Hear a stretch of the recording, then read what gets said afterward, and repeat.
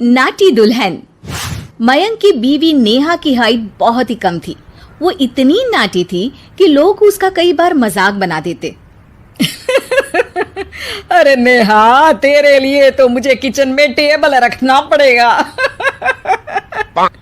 माँ जी, इतनी भी नाटी नहीं हूँ मैं। और हाँ, हिल्स पहनकर तो बिल्कुल आपके बराबर आ जाती हूँ। अरे तेरे पापा ने महंगी कार का लालच दे दिया, वरना तो मेरे बेटे के लिए लंबी लंबी लड़कियों की लाइन लगी थी। क्या बताऊं तुझे, कटरीना फैल थी उनके सामने। पर माँ जी, आपका मयंक भी तो हाइट में कौन सा अभिषेक बच्चन की तरह है जो कटरीना मिल जाती। वैसे भी मेरी और इनकी जोड़ी तो राम सीता की जोड़ी है, राम सीता की। एक दिन सभी खाना खा रहे होते हैं, तभी माँ, दाल बहुत अच्छी बनी है, जरा और देना। रुको जी, मैं लेकर आती हूँ, किचन में है। वैसे भी मैं खड़ी ही हूँ। ये सुनकर सास हंसने लगती है। तुम खड़ी हो या बैठी, एक जैसी ही लगती हो। बस कीजिए जी, अभी हिल्स नहीं पहनी है। वैसे भी हिल्स पहनती हूँ तो आपके बराबर ही लगती हूँ। एक दिन नेहा सब्जी लेने बाहर निकलती है तो पड़ोसन कहती है, अरे देखो देखो कितनी नाटी है। मयंक तो दिखने में अच्छा है, हाइट भी ठीक ठाक है, फिर क्या जरूरत थी ऐसी नाटी बहू लाने की।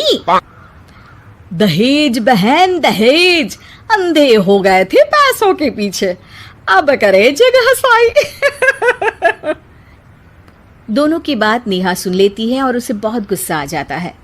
आंटी जी, एक बात बताओ, मेरे पापा के पास पैसे हैं, उनको अच्छी लड़की की तलाश थी, ये पसंद आए और शादी हो गई।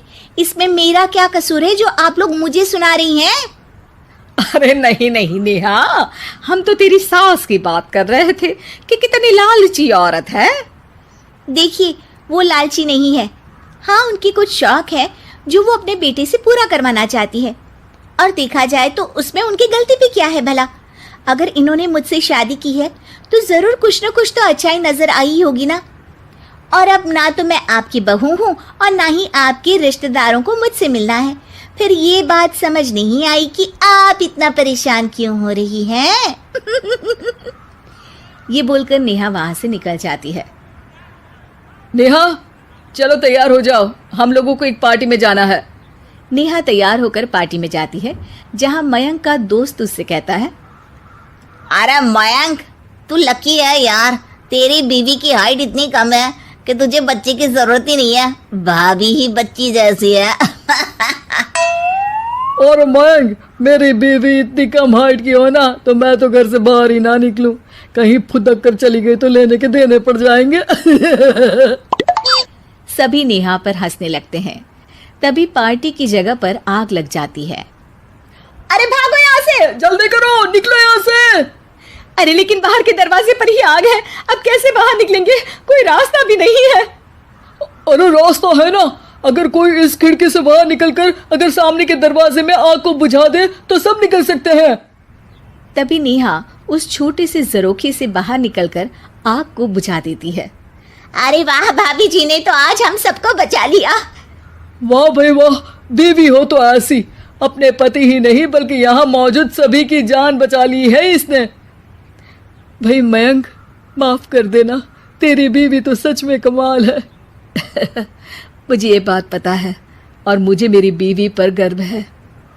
नेहा मुस्कुराकर अपने पति की तरफ देखती है। कुछ दिनों बाद जब नेहा और उसकी सास मार्केट जाती है, वहां पर, अरे भैया, ये कपड़ा तो देना, कितने का पड़ेगा?